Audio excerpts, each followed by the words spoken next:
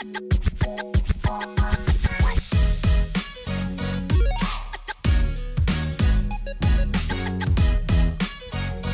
everybody, and welcome to the show. I'm James, that's Katie, and that makes this the first ever episode number 11 of Cloud Control, and that was my cell phone going off. How professional. But here we are back again for another great episode. In fact, it's our last one before Christmas. So just before we get into anything else on the show, we just want to say happy holidays, Merry Christmas to those who celebrate it, and we hope that whatever you're doing to celebrate the end of the year, you get to do it with the people you care about most. Absolutely. And, you know, if you have a great holiday sweater, now would be a good time to put it on. So I just didn't make sure you're today. prepared for this. All right. Well, it's our last episode before Christmas, like we said. And we've got a pretty interesting one because, as people might remember, there was a demo that came out during the Game Awards last week, and we've been playing the Forespoken Demo, so we'll talk about that on today's show. Kate has also been playing Vigil the Longest Night, and that'll be after that. And we're closing the show out with one of our favorite games to play together on the podcast, which is Good Listening, a show where I will try to guess some selection of game music that Kate's put together and see if I can get it right. So we'll do all that throughout the show today. And of course, close out with listener mail. And if you'd like to write a question for us on a future episode, you can do so at CloudControlPod@proton.me. Or of course, get in touch with us any way you like on social media as well. And we appreciate those of you who do. So with all that said, let's start and talk about Forespoken, the demo. We played, both of us, on PS5 between this episode and last. And so I'll give you the floor first, Kate. What did you think of Forespoken? I have a lot of mixed feelings on Forespoken, and it's kind of what I expected going into it. Like, I don't know if you remember, but I said that this game I had a lot of interest in just based on the setting, the way it looked. Like, there's obviously just been, it's in contention for being a Deathloop game just for how much we've seen of it. But I was concerned that it just might not feel amazing to play. And I don't know, I've kind of landed somewhere in the middle where I don't know if I'm necessarily really excited for it, but I still think it maybe has potential. So I felt like throughout the demo I was like, oh, this is cool, and then a minute later, like, oh, I don't know about this, and then back to okay, maybe. And yeah, your experience you're describing is exactly how I feel about it. And I think between the two of us, I was probably even more excited for Forespoken. And I am excited for it in the sense that this demo confirmed for me that I do like the world, and I think the story still is compelling, like getting transported to that world from like a future scenario. Like, that's pretty cool. I think the character was interesting. I feel like they made her swear a lot too much. Like, her writing was not so great, but I mean, I don't know if that's just the demo or what, but she was interesting enough. But like you said, it was just the movement did not feel good to me, is the one thing that really let it down, especially when, well, I should clarify, because you can kind of walk around or you can do like the parkour sprinting stuff. The sprinting stuff felt pretty good. Yes. Like, I like the speed you can kind of get. You can, jump over stuff. You don't really get stuck. But when it moves slower and you're just kind of walking in place, like, it's so unresponsive almost to the direction you want to face. It feels like she picks up momentum so incredibly quickly, which is good for the, like, when you're free running more so in parkouring. But when you just want to, like, slightly turn or like go, like, take one step forward, she takes that step at like 10 times the speed a normal person would walk at. So then to stop is very jarring if you just want to, like, micro adjust instead of like do a larger movement.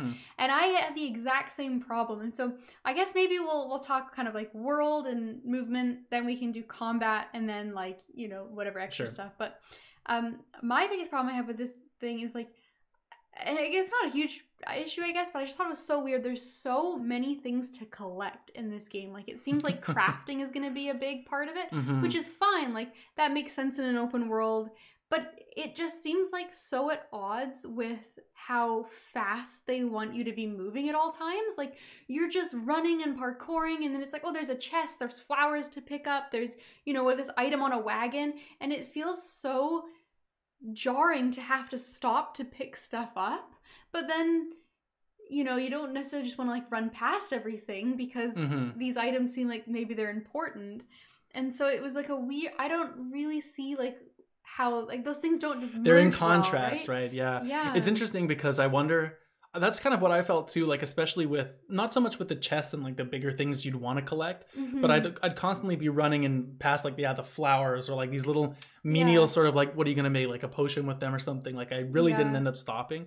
But I also wondered when I was playing, you know, how much of this is just me wanting to get through the demo and see the important parts. Yeah. Maybe if I was in this world and spent some time and knew what these things were. It's not even just the time though, it's how it feels. Like stopping her it doesn't feel as good when you stop. And it reminded me of like, you know, when you'd play a game and you'd have like horseback as your main travel, and then all of a sudden games started letting you pick items up from horseback and you didn't have to get off. This to me is like, it feels like that step back of like, okay, stop, get off your horse, pick up the item, get back on your horse. Okay, now start running. And it's so like the fluidity seems like what the game was originally based on. And then they've added in a bunch of things that are like, wait, pause that fluidity and like stop, slow down. And it's just strange. So this is really interesting because it makes me think of two games in particular, and there's one of them that I can't remember the name of, so I hope you can. Okay. It was one of those early PS5 games where you were sprinting through big fields and kind of fighting bosses. You had a bow and arrow. It wasn't Hyper Light Drifter. Shit, what was this game? Anyway, that game reminded me kind of this problem where you're like really... Oh, is it the really like artsy one with the bow? Yes, yeah. That game looks cool. I want to play it. You know what I mean? Like that game has a big world. You're kind of moving around quickly with some parkour, sort of like this. But the game doesn't make you collect things. You're not doing that kind of stuff. And then also I was thinking about this in relation to the new Sonic game that just came out. Because one thing I had to think about that is like, obviously it's open world. There's a lot of speed. There's a lot of similarities. And I don't know about Sonic. I've not played it, but my impression is that it got a lot of criticism for having kind of like a dead world with not a lot in it. But this game has a lot of things in it, and it has its own set of problems because it ruins the momentum in a way. Yeah. Well, I just think like, let us pick it up while we're running. Like, don't make us stop, or just have like the world is amazing. Like it is gorgeous just from a small sample of it. Like that is the main reason I want to play this game, is because I just want to spend time in this world. Like that is, the environment was awesome. That is incredible. Like part of it's the visuals, of course. Like this is potentially the most stunning game I've ever played. Like it is incredible the way. Did you go kind of like down in that valley and sort of around the corner? It seemed like there was there's going to be a lot of, similar to something like Elden Ring, sort of maybe like little hidden areas and places to explore and little nooks and crannies. Yeah, which I think like that is the strength of the game, or at least like the strength from being able to see from the surface. And I think like you don't have to have a bunch of flowers you can pick up to make the world feel alive, right? It's the architecture of the world, it's the surrounding locations, it's the rivers, it's the valleys, it's the mountains, it's the wildlife, yeah, it's the structures you come across, you know, the ruins of buildings, or maybe a full town. Like that alone will make the world feel real and alive, not picking up flowers as you go. Yeah, I agree completely. And you're right, the speed is really what puts that in contrast that the game works at. I wonder if, because there is a skill tree, maybe we'll talk about that with the combat, but I wonder if in the skill tree there is things like, you know, pick up these type of items as you run. But then even if they have that, I still don't feel like that's a great solution, because it's just a quality of life thing. Yeah, that seems like that's rough in a skill tree, because it feels like you're penalized for not going that way. Exactly. It's like you kind of have to pick it for quality of life, but then it just feels like, oh, I'm just delaying getting the cool stuff that I actually want to play with. So it was like how I felt with the map in Hollow Knight. Well, I know it has an apples to oranges. That was just a little cheeky comment for you there. I will save my 20-minute rant on that. We don't have time today. Oh man. So the demo itself, I guess, just to explain what it was for people that didn't play, was you're kind of put in this one section of the map, which we're talking about with all the different environments. I think we had 4 different objectives. Like you had to... I think there was like 3 like main objectives, and then there was like, a cool extra one when you finished. Right. And yeah, that's right. But they were all kind of like defend these points or kill these enemies and whatnot. Yeah. And so like with the combat itself, I thought the combat was actually pretty fun for what it was. It was very limited. Like by the time you kind of get through it, you're very used to the moves you're pulling off over and over. But it's the kind of thing, like this is such a small slice. I would imagine there would be a lot of different sort of ways to take it and elements to chain together. Yeah, so this was the big, like, I hope it feels good, I hope it feels good. And it is very much the like new Final Fantasy sort of style, where it's very like fast-paced action, and you can kind of like, especially when you're using the melee options, you can very much like not teleport, but like dash across the field to the next enemy you're chained onto. But I actually I was enjoying it. That's not normally my style, but I was having a good time, and I think what's going to make this really interesting is the element system. It seems like each kind of spell you have, and there was like a range, like there's like a few range settings, and then there's a few melee ones as well. And each one has like an element attached to it, and so a lot of times you hit the enemy and it's like, oh, resisting, and then you know, swap to fire and it's now super effective. So I think like elements are just cool. Like it's always cool in games when they do that kind of stuff. And I think just that puzzle of like figuring out what type of spell to use on what type of enemy will make it a lot more interesting than like, say, just kind of I'm using swords this playthrough. So I like it a lot. I mean, the spells look cool as shit too. Like that helps. They do. I really like the projectiles in specific. Like I know the fire, the kind of melee sword you get is cool. And I like how with the different weapons too, you can use them differently. Like you can hold down and kind of charge, and one will be like a throw, but then the rest is melee. But I think you're right with the elements for sure. And I think this game, along with like Final Fantasy VII Remake, is a great example of like that type of elements as well. But I think this is kind of the modern evolution of like the JRPG now, is like the combat's less specific in terms of execution, but it layers on a lot more of like the puzzle elements of what you'd get in turn-based strategy. But instead of like piling those status effects and stuff over turns and choosing items, you're now doing it actively in terms of like switching your movesets and skill trees and stuff like that. Exactly. And then on top of all your action damage, like offensive spells, you have an equal amount of defensive spells, which are pretty cool, and will have various kind of like, this is sort of like, to get to your analogy, your buffs and debuffs kind of thing. Like you have a vine spell that can sort of like root enemies, I think a blind one. Yeah, I didn't end up using as many as I could have out of that selection, to be honest. Like I just kind of found myself using the same couple. I should have looked at more of them. Yeah, but I think the combat felt good to me. Like it wasn't what I was hoping for, because I just typically prefer a bit more of a like grounded, more like methodical kind of combat. But for what it was going for, I think it achieved it pretty well. It felt good. There was a nice dodge that, you know, gets you like flipping around and shit. It's cool. Yeah. I think the only thing I disliked about the combat was I find that because there's so much visual information, it was almost difficult to see everything. But at the same time, like they put you in with a bunch of spells, and you're probably not going to start with that many, and you'll build up to it. So I don't think that'll be a problem playing the game.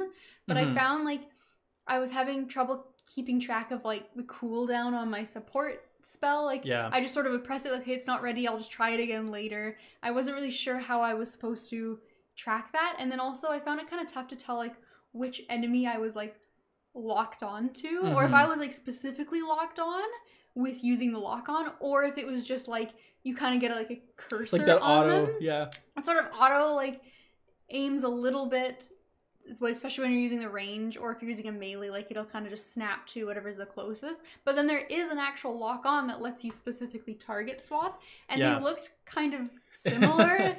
I didn't end up using the lock too often, to be honest. Like I would kind of lock on as I was trying to snipe guys. Like there's that one mission where you're defending that point and they kind of come from in front of you and behind you. And so I was just kind of locking on at range and picking them off. And then when they got up close, I would sort of unlock to use this sword. Yeah. But I think what you're describing is, it's a really interesting problem that demos specifically have, because they want to put you in the demo with enough variety of skills and like just that right skill set to where it's not going to be bland and boring.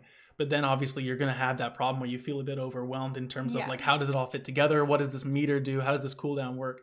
Like for me, I was unlocking some things in the skill tree, and I'm going to be honest with you, and this might be embarrassing to admit, I couldn't figure out how to equip those skills to use them. Okay, I had a similar problem, but like I got a new cloak at one point. And it was like in a chest, I got a cloak. I was so excited. And you can go in your inventory and you have like 6 or 7, and they are absolutely gorgeous. Like the fashion in this game. Yeah, it's really nice. Holy fuck. Like that is going to be cool. And it's definitely one of those games too where like when you equip it, you're actually wearing it. Like it's gonna look cool. I got a new cloak, and I was in the menu, and I couldn't put it on, and I was so devastated. I figured that out. There's a little house. There's a little house that I ran into, and you can change your equipment and like level up your items and stuff there. Yeah. Oh, okay. See, now you're not gonna just take your clothes off in the middle of an open field. But it was a cloak. You could put a cloak. Oh, the thing is, I'd been to the house already. I got the cloak after, so it didn't occur to me to go back. That's right. To the house. Oh, well, I was so sad. I was so disappointed. I was like, it looks cool. I want to wear it. And no. Yeah, I did a little bit of the crafting and upgrading and stuff. Like, I didn't really spend too much time because it's a demo. I was like, you know, I'll just put a few points into kind of whatever. But yeah, I was unlocking the skills and the skill tree, and I was in there for a bit. I was like looking through the menu, try all these different buttons. I don't know how the hell you equip them, so I just never did it. So that was my problem. Is I went to the house first, and then I didn't have anything to like play around with, and I just didn't go back because I'd run off, for 5 minutes, and that puts you like 3 continents away because you're so fast. And there was not a second house. Yeah. So did you upgrade your nails then as well? Because that's kind of an interesting thing about this game too. I saw my nails. Yeah, I had sleigh nails, which is hilarious. Yeah.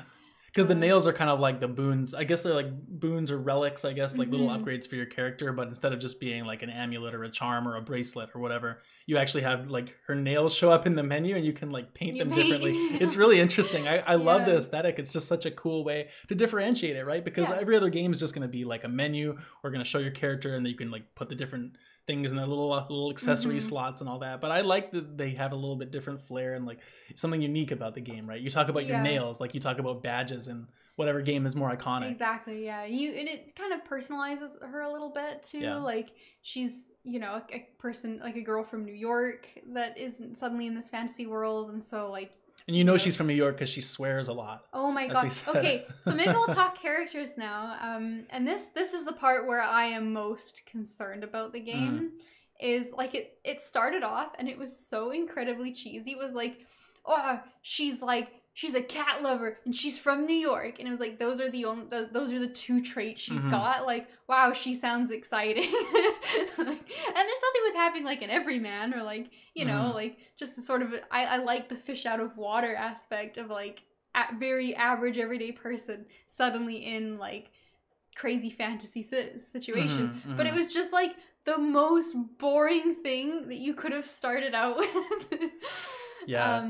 And then her little companion too. It took me a while to figure out who was talking because it doesn't really introduce who he is. Yes. And he ends up, he's like your weapon, right? He's like the bangle. He's your bangle, yeah. Like so he's like, gonna be like your main companion throughout the game. I mean, I guess they have to give her a mimir basically to like always have someone to talk to that doesn't have to actually be a physical like entity. Yes. Now, see, this is the problem. Or not the problem, the concern I have with the game. And maybe it's unfair after playing God of War, which has some of the best, like, banter. The best banter. But this banter was not doing a lot for me. It just seemed like it was trying to be funny and quirky, but maybe I needed time to get to know the characters that might help, but it just seemed like they were kind of like arguing the whole time, and it wasn't very funny, but... Yeah, no, I totally am with you. I think at best it was passable at part. Like, I don't know, that sounds really harsh, but like, I don't know, the humor didn't hit with me at all. And it seems like they have a bit of a cheeky relationship with each other in a way. And we just, again, maybe a problem with the demos, you don't get the context. Yeah. But even with context, I don't know if the jokes would really hit for me. Well, yeah, they weren't funny. And it's just kind of got this banter of like, she's like, oh, this is so easy. I'm so good at this. And he's like, oh, well, there's more challenges later. Yeah. And it's like, yeah, if that's like a character arc she goes through, if she's really cocky, fine. But then it just doesn't really jive to me with the like, I like cats and I'm from New York. And like, if that like, really kind of meek person, and then I guess you get a power fantasy thing and you kind of go through like an Atreus thing of like all of a sudden now I'm cocky. But so that there are ways where maybe that works, but it was just sort of like you're being a little bit obnoxious in the demo.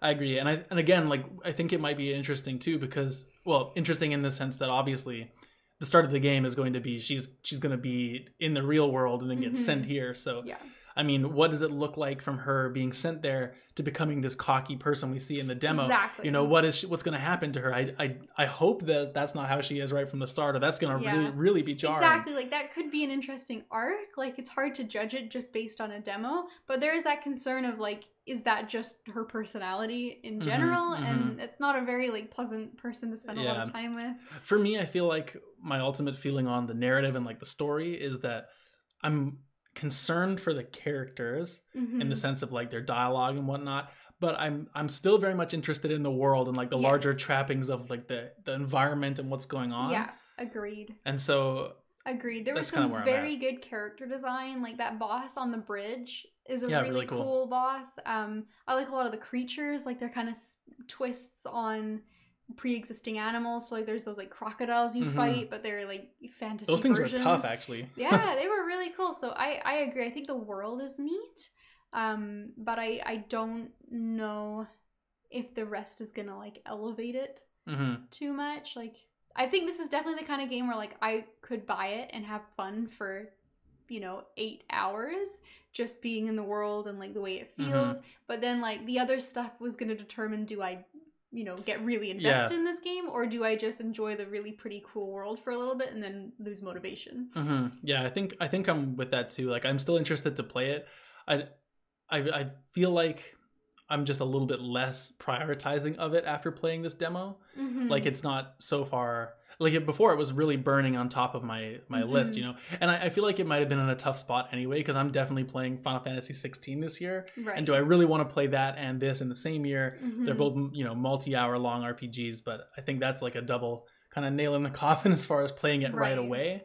But definitely it's something I would like to play. Yeah, and I'm gonna keep an eye on it, and, like, even if it doesn't end up being my kind of game, like, it is so incredibly impressive, like, just to watch the game play out, like, all the particle effects and all the different elements, like, with water splashing, or, like, the heat of the fire coming off, and, like, the world. Like, I just kind of stood beside some flowers for a little bit and looked at them. Like, it was just so pretty. And that really is the strength of so many of these, like, Japanese action RPGs. Like, Final Fantasy VII Remake is the same thing. Like, some of the views and environments and just the design of the world themselves, like, they're very amazing to me in ways that someone, like, you know, like, even Horizon, like, it's a very beautiful world and, like, very interesting, but it just has this kind of, like, I don't know. There's something about these Square Enix kind of worlds that I really like the mythos around them and the different creature designs. I think they just take that one little extra step into fantasy. Yeah. That something like Horizon doesn't, which is, like, equally as impressive to look at. Yeah. But it's that, I mean, visually it's probably more impressive. Horizon is incredible. Yeah, but it's that otherworldly kind of, like,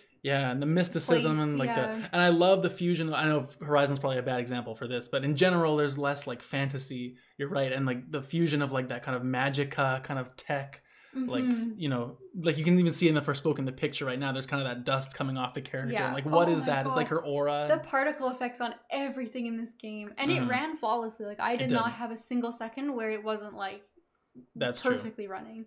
So. Yeah. If anything, playing this has actually just made me more excited for Final Fantasy 16. It's kind of my takeaway from this is, like, if this game is kind of a side project from them, and, you know, it's feeling pretty good, it looks really good, like, the moves are cool, you know. Yeah. Like, 16 is going to be amazing to look at. Yeah, my biggest takeaway too is, like, man, this gen is going to be so cool. Like, in a couple years when games are PS5 only and not coming out on the older consoles, and they're just, like, games can just look like this and still run with all, like, the dense detail.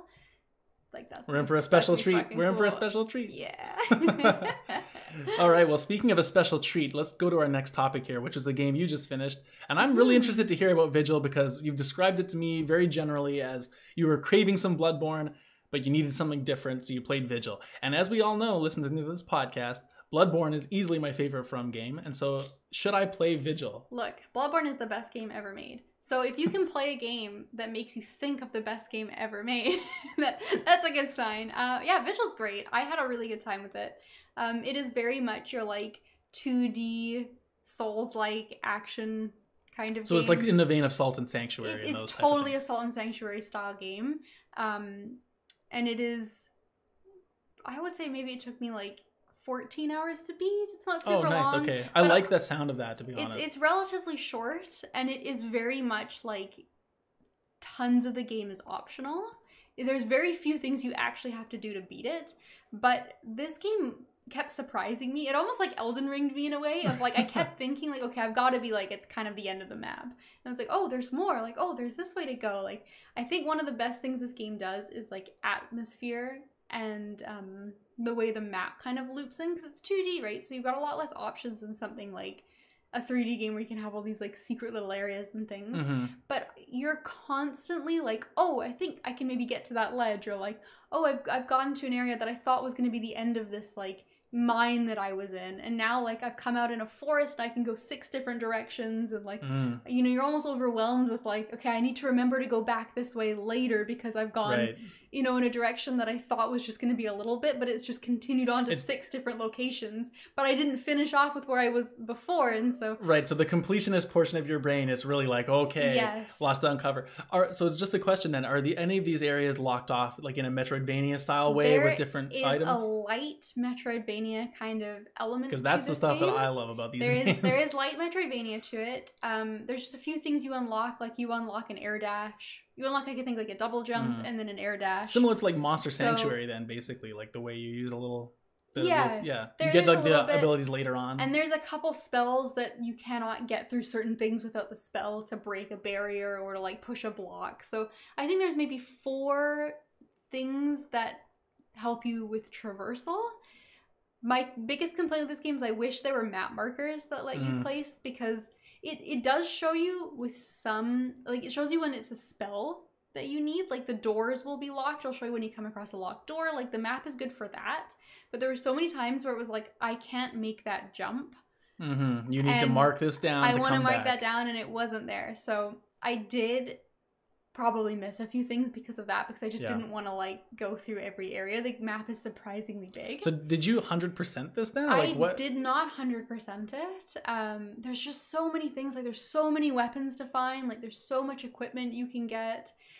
It is insane just how much dopamine of like, oh, a chest, ooh, I found a secret item, ooh, I found a little extra path, and like, ooh, I think I can actually like, you know, crouch slide through this tiny little crevice, and it takes you out somewhere, and it plays this little like music like you found a secret. So the exploration in this game, like I was just so intrigued to be like, oh, I'll just, you know, go a couple more screens, a couple more maps, and you really felt like it was a well-designed world, which I think is important for that style of game.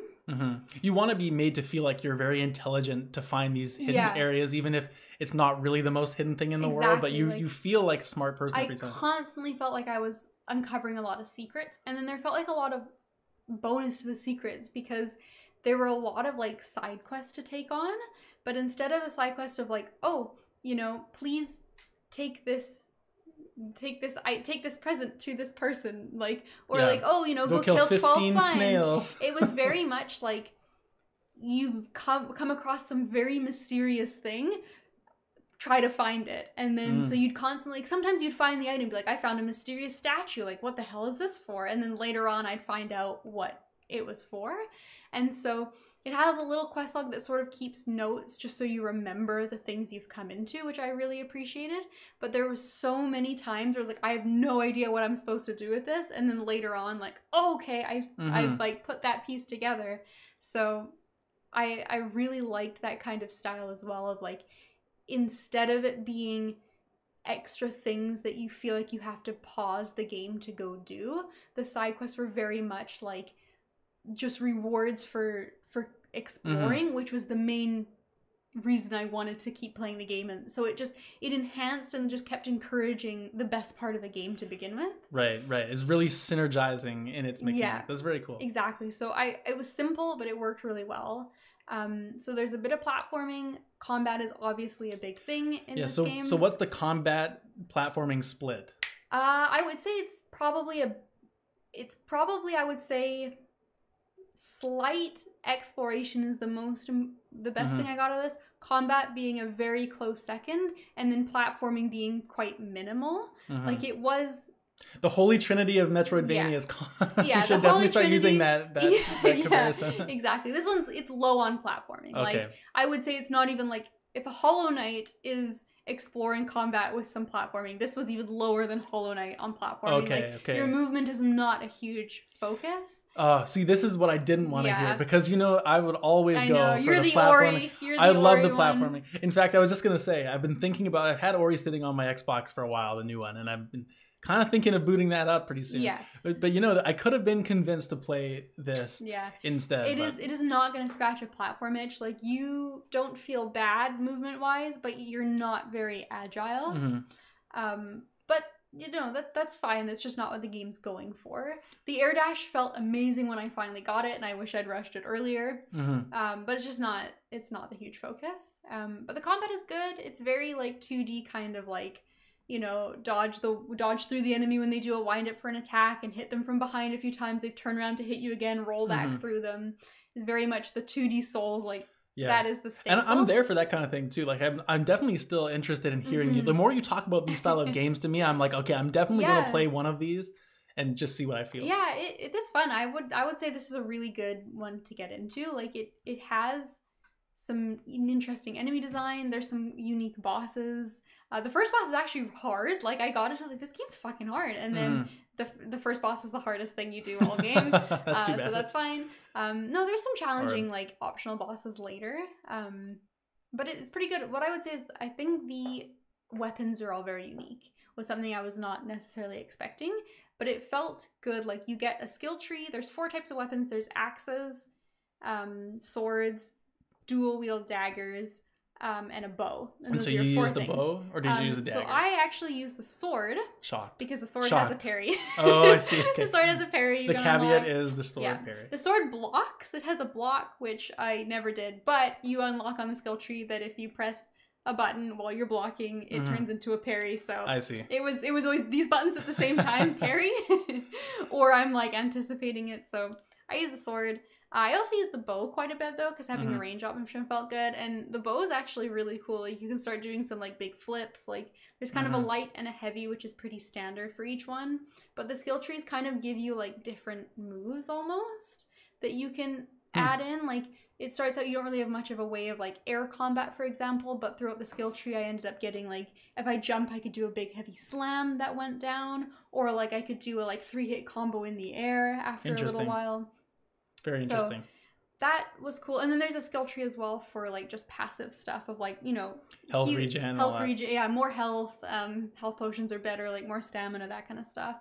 And there's also like stuff for like throwing weapons you can use. So there's a decent bit of variety. But even the weapons you find, like, they're all very creative.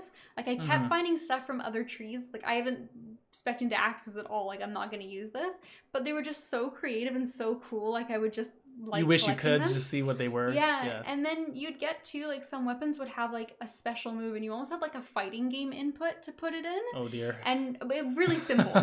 Be like up, down, heavy attack or something, or like up towards heavy just attack. Like kind of like a beat 'em up almost then. Yeah, like Ninja Turtles. Like, very simple, but it would give like only certain weapons would have like these cool special moves. So I had a sword that like could do like kind of a slam, and it would make like magic come out of it at one point. And I had a bow that like you could like actually like melee attack with, which normally it can't do, but it would sort of hit things away. And there was a lot of like really creative stuff. There's like a HMS, because of course this game is very Bloodborne inspired, and a lot of Dark Souls stuff just in general. But you had the HMS that would fire like the What's projectile. an HMS? Oh, it's that sword they put in every FromSoft game, the Holy Moonlight Greatsword. I knew that. I just wanted to make sure our listeners knew that. Yeah, of course. But Bloodborne's got a really like iconic one where it shoots these like moonlight blade / projectile things, and so there's a sword that does exactly that. But like, there's cute stuff. There's like, you can get broken bottles as 2 daggers, which is really cute. Interesting. You can have like, there's part of a fence that's been broken, and so it's like becomes the daggers. And so what I'm hearing, which is a really good thing, is these weapons are like designed considerately. It's not just like finding this is the holy broadsword and it's got like different stats on it but looks exactly the same as the regular one. Like, they're all like normal. There's a lot of nice visual touches to this game, and like every equipment you get is something that you wear, and it changes what you look like. And, there's a lot of, like, crazy things. Like, you kill a wolf, you can put a wolf head on your thing. Or you can have flowers, or, like, different cloaks and capes and, like, various a lot of different outfits, and they give you stats, so sometimes you pick based on that, but sometimes like, I'm just gonna have this. Just fashion Vigil cool. Sometimes. Exactly. Sometimes you got a fashion. You can have like bunny ears. It's just like, or like a barrel on your head. It's just fun. Like you just keep getting things. You're like, I'll wear this for a little bit. It's you know, just change it up. It's just quirky in that way that works. Mm-hmm. So I appreciate that, and then also it's cool. Like it's just cool things you're unlocking. You're not getting like, oh, I found a, you know, like another throwing dagger. Great, I'm glad I explored. It's like, oh no, I found like a cool didn't new find hat. A pebble on the ground or something like that. Yeah, exactly. You find a cool hat, and there's like enemies that you can fight, and you can get their armor. Like there's a cool archer that was one of my favorite fights. That's like locked behind doing a lot of like bonus exploring. And she kind of has like your exact moveset if you play as an archer. Interesting. But then a couple extra things because she's better than you. I wonder if they do that for all the different weapons. I found two. I found two, but not the other two. Or actually, I found three. I don't know where the axe person Interesting. is. But that was pretty cool. And if you kill them, they have a chance of like dropping their gear, which is obviously very good for, you know, the weapon they're using. And then also like you can get their weapon, and it's a cool like secret one. So there's a lot to do. The last kind of thing I'll say is the story is very neat. I expected it to be kind of Bloodborne ripoff, and it is kind of Bloodborne ripoff, but it's doing a lot of its own unique things as well. There's kind of like a central hub town that you go back to, and kind of time sort of progresses in the game. And so there's a lot of like going back to the hub, and the idea is that like you start out the game and you're a Vigil, you've gone for training, you're kind of like an order of, not knights, but you're like special warriors, whatever. And you kind of go off to do your training, and you come back, and like a very like 50 years or something has passed, and for you it was nothing, but all of a sudden you're like, you know, the characters are like in town or referencing like the old guard that used to work here, but that was the guard you knew at the beginning. And so things have changed, and this plague has broken out where people are turning into monsters, and monsters have shown up. And like, where have we seen this before? Where have we seen this? And there's these like doctors that are administering these weird medicine, and you know, maybe there's like experiments and like blood transfusions and shit going on. And see, now this is compelling to me again. Now this is a compelling but time. The idea is like you're just sort of like working on this mystery, and there's a doctor in town that's kind of like leading it, and then so there's kind of a few factions of like, one is this doctor that's trying to treat people, and another one is sort of this like the church. There's a lot of religious stuff going on in this game too, where like religious ceremonies, and they're like, oh, you know, it's this plague is actually good because it's the will of the goddesses, and so I'm sure it is. I'm sure it is. Oh, a bit yikes. And so you sort of almost like get to sort of choose what side you want to be on, or if you want to remain neutral. And there's like conspiracy and mystery sort of to figure out. But I found it all very compelling. Actually, I ended up getting pretty invested in the story, and going back to the town and seeing how things kind of changed over time was interesting. And yeah, it just had a lot going for it. It would be like kind of go out, explore a bit, beat a boss, come back, see what's new. And then the way the game wrapped up was pretty like it had a pretty cool climax. My one complaint is I found that I just sort of got a little bit too overpowered.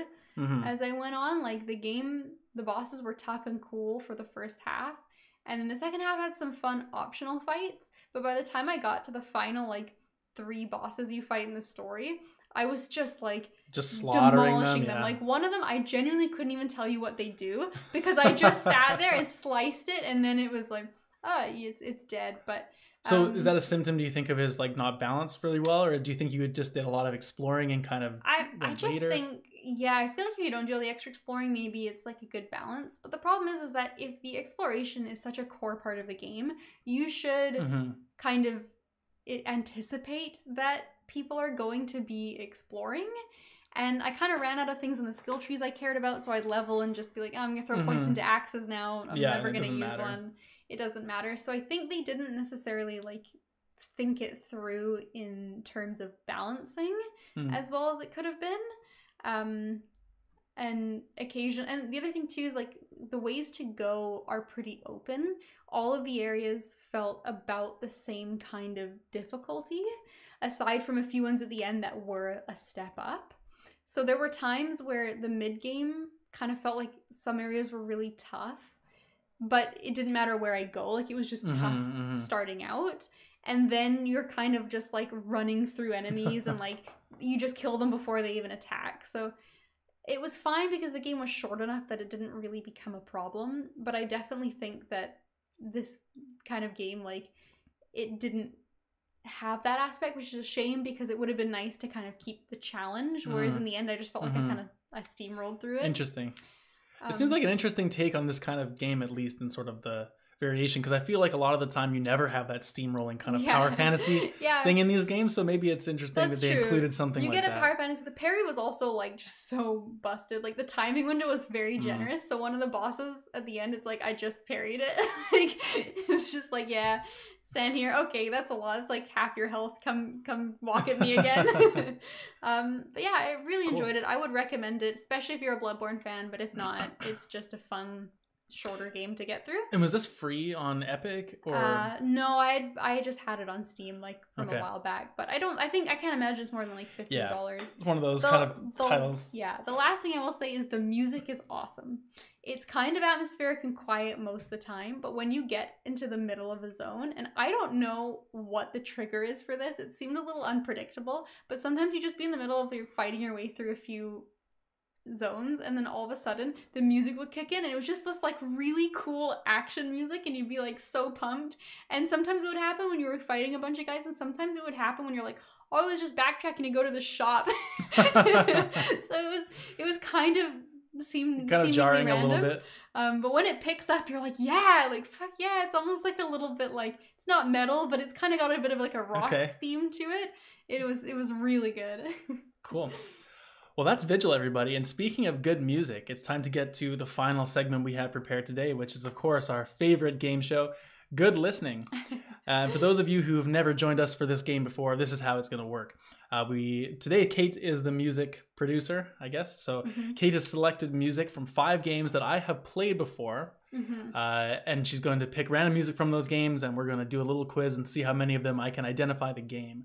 And so we usually do half point for the game and half point for the part of the game that it's in, or I think that's right? true. Yeah, or it could be 1 point for each. It doesn't really matter. It scales the same, but yeah, you can guess the game and guess like where it's from in the game. Yeah, and the best part about Good Listening is it's so incredibly hard to tell how to balance this. It is. Okay, props to Vigil. Like balancing is tough. That's the toughest thing you could maybe do in a game, and sometimes I feel like they're so obvious, and sometimes I feel like it's like, how would you ever possibly know? Yeah. So anyway, we'll get to the first song here in just a second. And I guess without further ado, we'll see how we do. Yeah. We'll do song and then we'll give me the answer right away. We won't go through him away at the end. I think it's easier that way. Yeah, I think that's easier. Well, it's fresh. You'll figure out what it is. So that's right. Here, I've got it here. All right. We just have to mute the mic as well as the other thing. Okay. So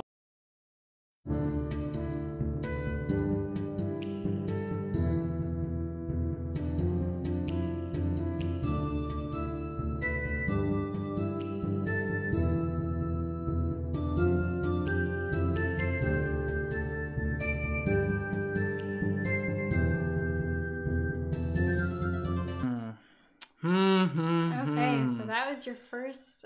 That is very familiar. Track. Very, very familiar. It is a theme that reminds me of sort of exploring, sort of like an overworld. It's not from Vigil, I promise. An overworld of some kind. I feel like I could sit here and deliberate this one a little bit. Yeah. But I'm not going to do that for the sake of time. And so I feel like what's really screaming to me right now is actually Temtem. Okay. And I think this is going to be like just in one of the sort of field areas where you're looking around for different monsters. Okay. I want to give you a point because you're so on the right track with Temtem because it's from Monster Sanctuary. It is the other S-tier creature catcher game. I knew it was a game I'd played a decent amount of because that song was like, oh, I remember doing... Yeah. So that is the Mountain Path, probably one of the most iconic Monster Sanctuary tracks. Interesting. You were close, but we'll see if number 2 is a little.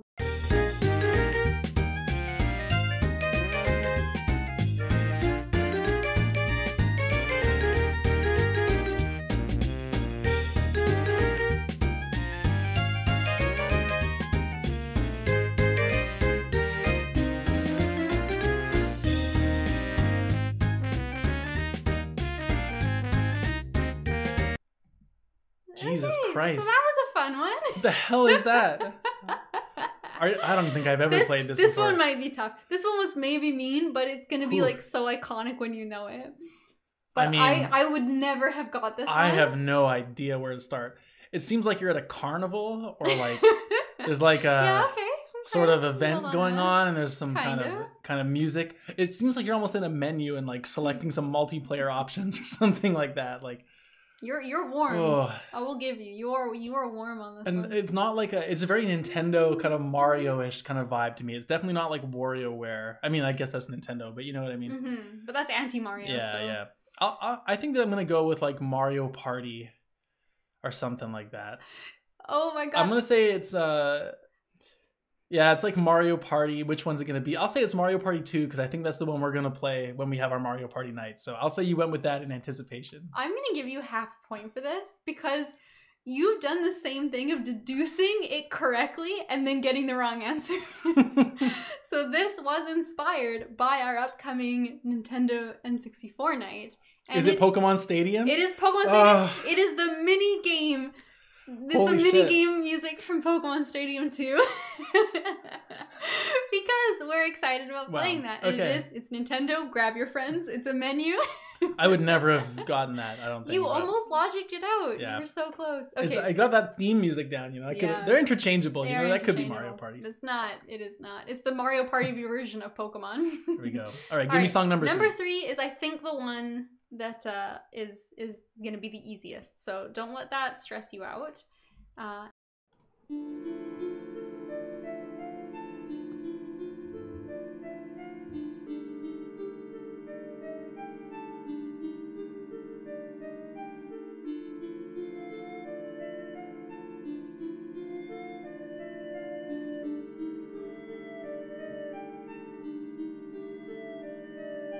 Okay.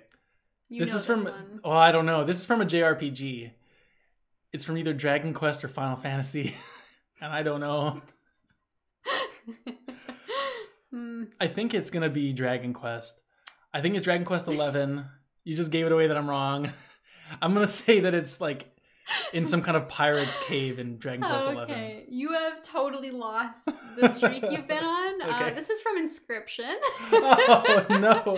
This is the Four Scribes. Now, my problem with this is I wanted Inscription music, but all the bosses are so incredibly iconic, and they have like sound effects. Like the anglers got like the sound of fishing, and like the cabin was just so like you couldn't have gone with that. And so I thought this was like a somewhat iconic Inscription tune, but not the super obvious and you know, I can envision it now that you said it, but that screams like Final Fantasy. I just thought it would be like too creepy. I thought it was creepy, and I thought that would help. Like it's like a horror game. What kind of creepy horror game? All right. I knew I was wrong when you laughed, and I had to follow through with it, I guess. Well, I was just expecting you to be like, oh, it's a scary game. Maybe Resident Evil. It's like, no, wrong scary. Okay. Well, you know what? There's still 2 points up for grabs. And I did pull off a half point that you did pull off a half point. So, song number 4. Let's go.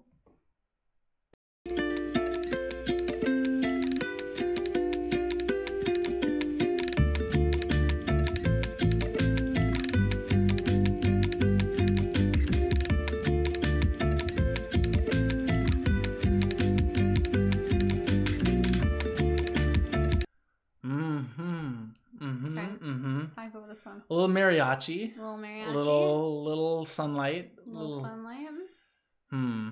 That's hard though. It doesn't have anything that's really like a melody to sort of center yourself around. I'll give you a clue. This is like the main music from the game. Instead of being like a random track or like a certain area. That makes it very difficult because I cannot place this. Shit. You definitely know this game. But yeah. The main theme. Now, I was going to say it's like some kind of desert area in a game, but if it's the whole game, I'm going to say it's Signs of a Sojourner. That game kind of takes place in the desert. I don't think that's the right answer, but I'll say it's going to be that, just to go with the theme. You're on brand with indie on Game Pass. I will tell you the name of the song, and you tell me if you know what it is now. I hope I don't embarrass myself. It's called Garbage Day. Garbage Day? Garbage Day. What is it? Unpacking? No, I don't know. But you got me to play it similar to how you got me to What play else did I get you to play? I'm just losing my mind now. I don't think you played it on Game Pass. I played it on Game Pass. So maybe that's... Okay, what is it? You gotta tell me. It's Donut County. Oh, Donut County, of course. Yeah, that was a good game. It's Donut County. That was a good game. Definitely not memorable for the music, I guess. It had good music, though. They're fun tunes, but yeah. Okay. Here is my favorite game. Of course, I saved the best for last. This is the best question on this quiz. And if you get this... Damn it. Okay, but where in Elden Ring? It's a big game. If you get this right, it is worth 1.5 points. Okay. Here we go.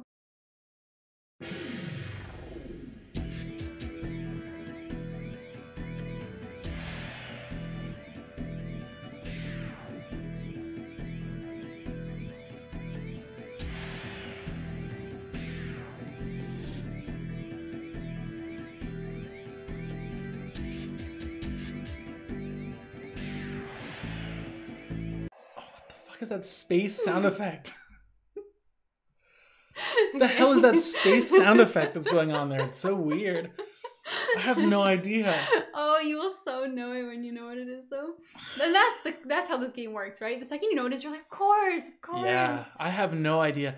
I was originally thinking, again, kind of like a Egyptian sort of, no. But then there's that space thing that goes on, and I thought, was it like a level from SA2B? But no, I don't think so, because we did that game before.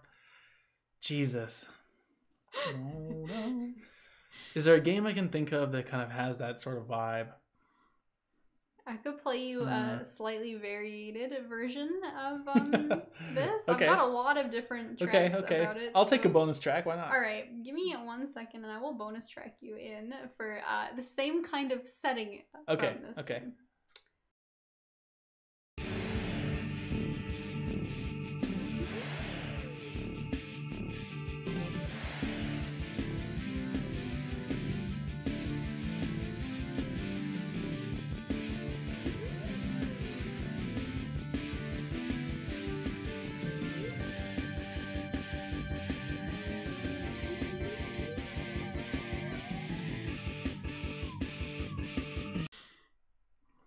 Can you dismiss that from over your head? Yes.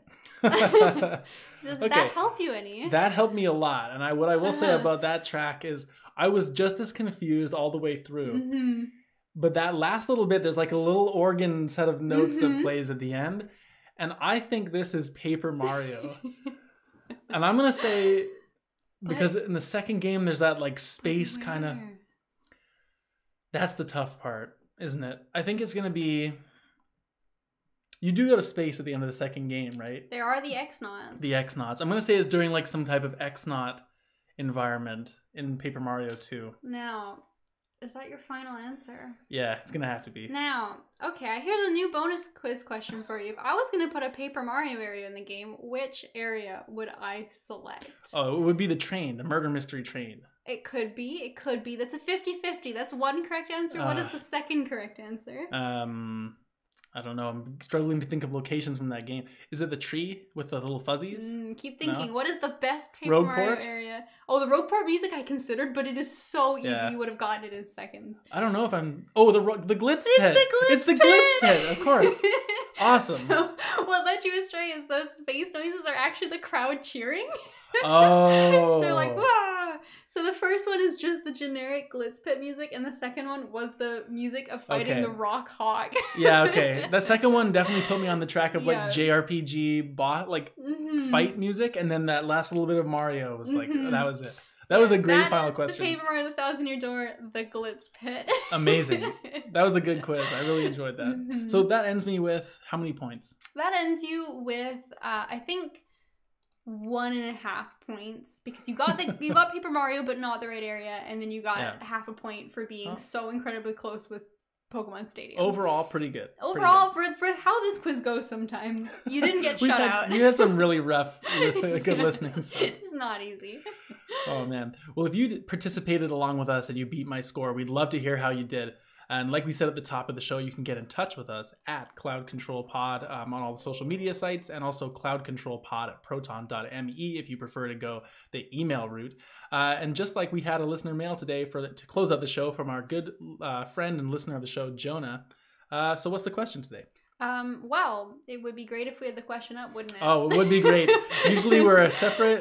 we have 3 computer monitors, and it was not anywhere. But now I will read it to you as you have asked. It is the weirdest. I'm stalling thinking of my answer. Who is the best villain you've faced in a video game? And a related question, but slightly different. Who or what is the best boss fight? So I read this as like, who's the best like villain, like as they are as a character, and then what's the best boss fight, like the most fun to play? Well, you know, thinking about this one, I have a really tough time thinking about boss fights. And I know for you with the Souls, like there's so many different answers. Like you have a smorgasbord. Yeah, for me it's like, okay, it's tough to narrow it down, but it's like, which game do I want to like picking and the other thing for me, like with these things too, is I feel like my answer always changes. You know, you think of like, what's your favorite boss fight? Like it's gonna change. And right now, I was kind of considering this as my answer. And after our talk today about different Vigil and like Ori came up and whatnot, I'm gonna answer this question right now. My favorite boss fight is in fact not a fight, but it's the end of Ori and the Blind Forest. Slight spoilers, I guess, but that's an old game. Hopefully you played it. The platforming sequence at the end, like the boss fight is more of a platforming sequence than it is you know, a fight, and just you know, executing that kind of sequence was very fun. Similar to what's the game with the crows that we played earlier this year? Death's Door. Death's Door has a really fun kind of platforming sequence at the end. I love when boss fights kind of change it up and do that type of thing. And so I think right now that's my favorite. Yeah, that's good. I think the Death's Door boss fight is so good. My pick for this was Ishin, the Glock Saint from Sekiro. And the reason why it is the best one is the same reason that the Death's Door one is so good, is because it takes everything you've had to do up until this point, and you've had to master and know every single thing you've come across, which a lot of final bosses don't do. They're like a hard challenge and they're fun, but they don't incorporate everything. So like the Death's Door guy having like a platforming sequence in the middle of his boss fight is so cool, because platforming is a big part of that game. Yeah, and it breaks it up too. It's almost like they're so tense in the battle, right? And you get a different version of tension. Like the platforming is still stressful in of itself, but it's cool to kind of get that break, and then you're back in combat now. And like, you know, you're gonna break the sequence. Exactly. So Ishin was my initial answer, but I honestly want to put the Death's Door final boss as equally tied for being like, it's a good one. Just blows you away. It's a good one. So those are good, but who is the best villain? Like, well, there's only one correct answer for this. It's the Rock from the Glitz Pit. the clear and best answer is Mr. Frank Fontaine from BioShock. Okay, that's a fair one. I'm on the God of War hype, so I really like the Stranger. But he kind of fits for both of these. Like, he does. It is a cool story thing as well as like being a cool character. See, I was thinking about some God of War stuff too, but the more I play it, I'm kind of like, is he a villain? Well, you know, he's an antagonist to you, I suppose, is how you can interpret that. Yeah. But that's there's so many cool boss fights too. I was thinking through Souls, because I was going through, like, you're obviously going to mention, so I was thinking through what are my favorite Souls boss fights. Yeah, Mikolash, right? Oh, Mikolash, what an asshole! I hate that guy. I think my favorite boss fight from Bloodborne was the souls in the haunted forest. What are they called? The Shadows of Yharnam. The Shadows of Yharnam. I really love the Shadows of Yharnam. I love the Shadows if of Yharnam. only because the way when you first encounter them, they just kind of ethereally appear out of that. Like, it's so cool. Souls has like we should do a question, and if anyone wants to write in for a freebie, a good question that we should talk about is like best like boss entrances, because that is fucking cool when they just come in like that. I'd have to really think about that too, because it's hard to place like where they all come from, but like that type of thing is really cool. Like the cleric beast, like he just sort of hops over like out of nowhere, and then just like all of a sudden is there. It doesn't like break it up with a cutscene. Yeah, so that's cool. That would be a fun list. We should try and make a segment on that sometime. We should write that down. That would be cool. Very cool. But yeah, those are great. I mean, Souls is basically like just pick and choose your best. Right. I always really like when you have like mirror matches, kind of thing is what I was thinking. So like there's that famous one in Zelda where you like have to fight your shadow. Yeah, and you can do the same thing in Control as well. In Control, which is very interesting. Has got it. Like any kind of a lot of the hunters that you fight in Bloodborne, like they're just if you pick that weapon, you have the exact same moveset. Like there's the Mimic tier boss in Elden Ring, which is really fucking cool. I'll always remember too one of my favorite boss fights in general. It's not like a final boss, so I guess it's not in the spirit of the question. But whatever, Jonah, suck it up. Well, that doesn't say final. We've just been talking about a lot of final bosses. I guess so. So you're fine. Final Fantasy X has a really cool boss. Jonah. Yeah, sorry, Jonah. Sorry, bud. Reverse second. I don't know. Well, moving past so that. Final Fantasy X, though, it's got a really interesting boss fight in that. It's a turn-based combat game, but there's one that really switches it up, and the boss fight takes place in like a circle, and so you have to also manage like where your characters are standing in relation to the boss, and it just adds this really interesting wrinkle. Whereas before you're just picking moves, you're not worried about positioning so much, whereas now you're like spatially orienting your characters as well. And I just thought it really stuck out for me in that game, and I wish I could remember what fight it was. It's been so long since I played, but I just always remember that boss fight in the way that it really turns the mechanics on their head, right? In comparison to like even the final boss of the game. Yeah, that is super cool. Anything that kind of sticks out like that or has some kind of implications for afterwards. Like I always remember in Hollow Knight, there's that the Mantis Lords that you fight, which are super cool. And then when you go to the Mantis area later, instead of attacking you, the warriors kind of like just bow to you because it's like, well, you sort of like in that culture, like you've displayed like that you are to be kind of like revered in a certain sense. So instead of being hostile now, they just sort of like bow to you, which is very cool. Right. And one final boss that I'll bring up, and I don't want to talk about it too much, obviously the spoiler. We got to do the spoiler cast for Inscription still again, but God. The final boss in Inscription, all the bosses in Inscription are just amazingly designed. Of the three like not final ones, which is your favorite? I mean, I think my favorite to fight is the Fisherman. The Angler? I like the Angler. I like the strategy of like, what are you going to let him take? What lane are you going to play a squirrel in so he pulls it up and prevents himself from putting a shark or something? Like, I really like that. Him and the Prospector are better. The Trapper sucks. The Trapper's hard. The Trapper, I find like the best strategy for him is literally just clear one lane and hopefully you can clean him out before he kills you. But, yeah, very fun. Anyway, like we said at the top of the show, you have our email if you'd like to write in. Let us know your favorite boss fights or your favorite game villains. No mention of Bowser, of course, but classic. Oh, well, classic. He's a big dinosaur, so that's already cool. That's right. Well, like we said at the top, this is our last show before the holidays. So again, enjoy your celebrations, whatever you're going to be doing. Hopefully you get some great games under the tree. Maybe proverbially because they're digital these days and you probably won't get anything physical. But whatever you're doing, enjoy yourself. And thank you for listening as always. We'll be back. When's our next show here? We got, is it after Christmas or before? Is it after the New Year? Before the New Year, though. It'll be before the New Year, after Christmas. That's right. And so our next episode is actually a very fascinating one because it's going to be our end of the year wrap up and Cloud Control Awards show. We're going to give some awards out to the best games we've played throughout the year of 2022. So look forward to that next episode. And until then, this has been Cloud Control, the gaming podcast. It's not just good, it's good enough. And we'll see you on the next episode.